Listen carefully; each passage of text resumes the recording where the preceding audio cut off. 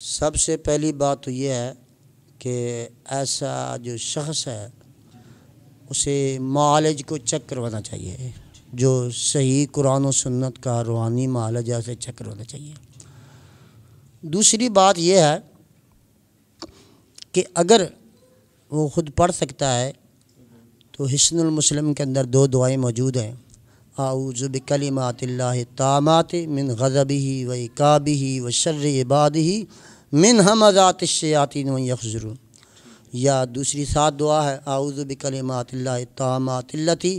لا یجاوزہن بر ولا فاجر من شر ما خلق و ذرا و برا۔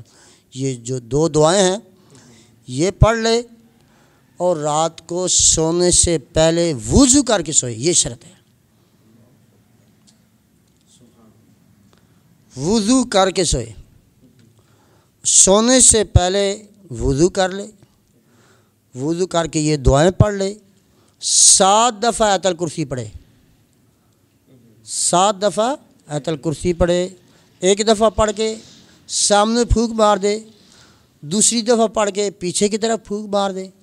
تیسری دفعہ آیت الکرسی پڑھ کے دائیں طرف پھونک مار دے، چوتھی دفعہ آیت الکرسی پڑھ کے بائیں طرف پھونک مار دے،